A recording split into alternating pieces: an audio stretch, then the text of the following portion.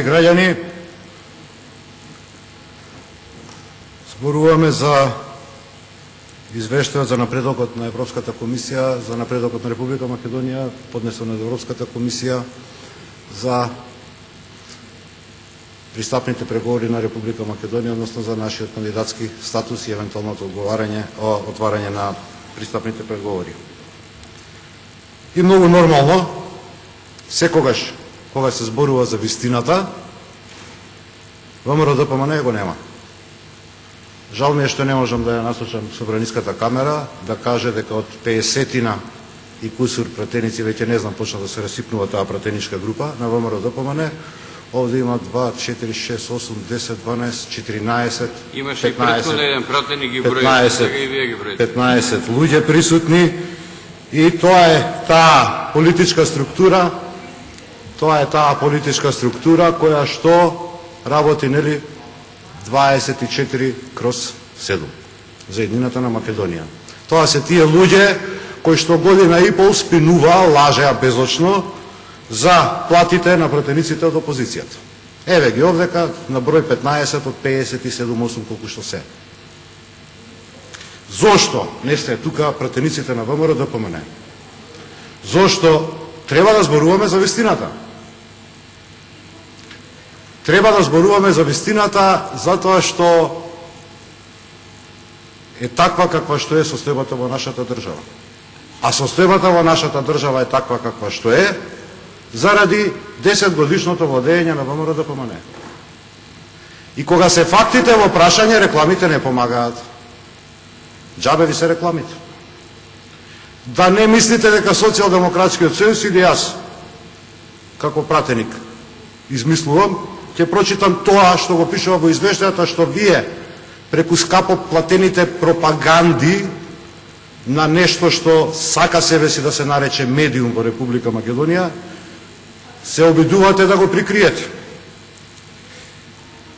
Во извештајот за напредокот на Република Македонија во 2015 година, поднесен од Европската комисија, не од СДСМ, пишува: во изминатата година земјата се соочи со најголемата криза после 2001 година. Кризата се должеше на ниската политичка култура, која што доведе до поделби по разни основи, а недостатокот на компромис и диалог заедно со опозицијскиот бойкот на парламентот ја продлабочи и онака кревката доверба во институциите. Вие сте власт, дами и господа од ВМРО-ДПМН. Вие ги менаџирате сите државни и општествени процеси во оваа држава. Вие сте креатори и творци на кризата, која што се должи на ниската политичка култура, која што вие како главни репрезенти на политичкиот живот ја имате. И поделби по разни основи. И поделбите се токму од вас.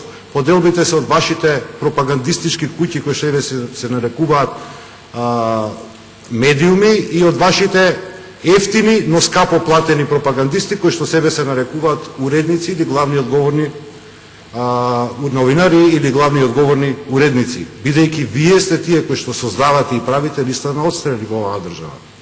Вие сте тие кои што креирате омраза помеѓу населението во Република Македонија. Политичка омраза, општествена омраза, национална омраза, нетрпеливост кон политичкиот противник. Класична нетрпеливост кон политичкиот противник. На што се должи тоа? Во извештајот од Европската комисија, повторно не е став на Социјалдемократскиот сојуз на Македонија, туку е став на Европската комисија. Предпоставувам дека се уште сакате Република Македонија да ја видите како земја членка полноправна на Европската унија. Барем декларативно тоа го тврдите. Искрено, јас лично мислам дека не ја говорите вистината кога кажувате дека сакате да видите Македонија во Европската унија. Зошто? Затоа што рибарите, тука веројатно има и по некој рибар, велат дека сомови се ломат во матна вода. Во бистра вода ќе фатите плашки, оволицки.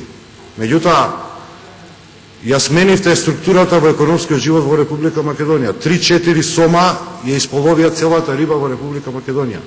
Го преструктуриравте стопанството во Република Македонија. Како? Видовме во прислушкуваните разговори, за кои што не зборува Социјалдемократскиот сојуз, зборува Европската комисија.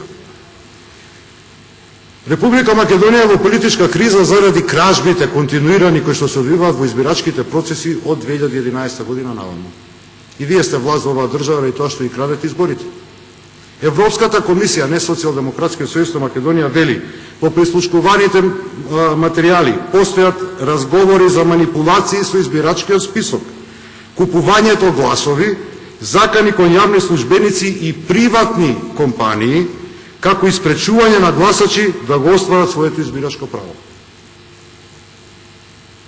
Искрено се надевам дека ќе смогнете сила, ако воопшто некој реплицира, гледам, не се пријавувате за реплика, бидејќи ви е страф од вистината, меѓутоа се надевам дека ќе најдете сила, тоа што нам ни го говорите дека го лажеме, да го соопштите на било кој висок представник од Европската Унија кој што ќе дојде во посета на Република Македонија.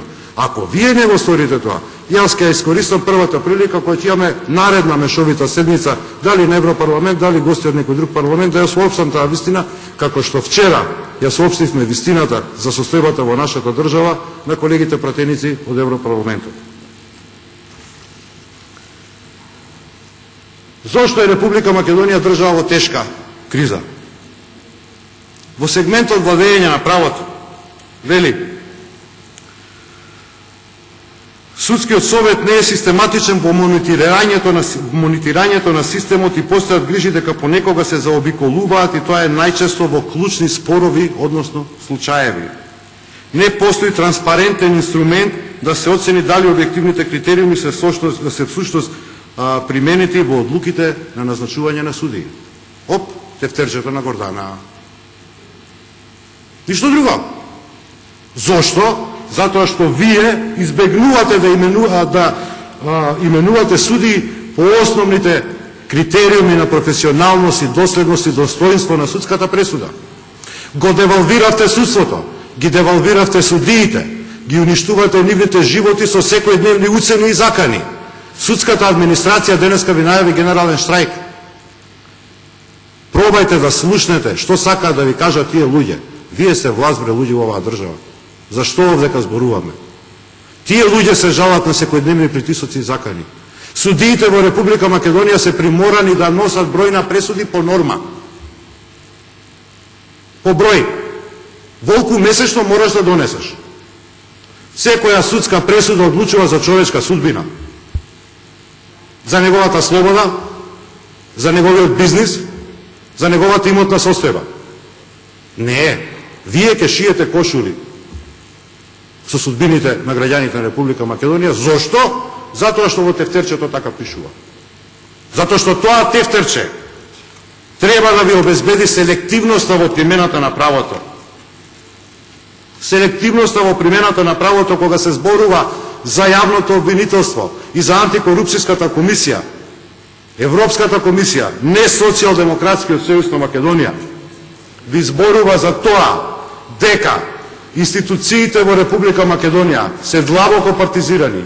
Институциите во Република Македонија во изминатиот период не најдоа за сходно да гонат евидентни криминални действија на носители на високи државни и политички функции во Република Македонија. Ништо. Да не зборувам за кривичните пријави кои што Социјалдемократскиот сојуз на Македонија ги поднесе против високите носители на државни функции, членови на вашата партија. Зошто тоа го правите? Затоа што сте сигурни дека медиумите, така наречените медиуми, ефтини пропагандистички куќи, кои што ги плаќате со нашите пари, буџетските пари, парите на граѓаните на Република Македонија, ќе го покријат вашиот стран, ќе го перат мозоците на граѓаните на Република Македонија. И бидејќи нас не обвинувате дека сме отвориле војна како Социјалдемократски сојуз со ефтините пропагандистички куќи, кои што себе си се нарекуваат медиуми, и со ефтините пропагандисти кои што себе се нарекуваат новинари и главни уредници, ќе ви прочитам куриозитет, невиден во засегашното постоење на Европската Унија. Во извештајот на Европската комисија се наведени имињата на медиумските куќи: Сител, Канал 5, Алфа и Македонската радиотелевизија како јавни дифузер. И навистина ми е жал што пред да отпочнеме со оваа точка не го зголемивме бројот на минутите во кои што еден пратеник може да се обрати. Меѓутоа, вашиот страв нема да може да го покриете со ниту една ефтина пропагандистичка куќа.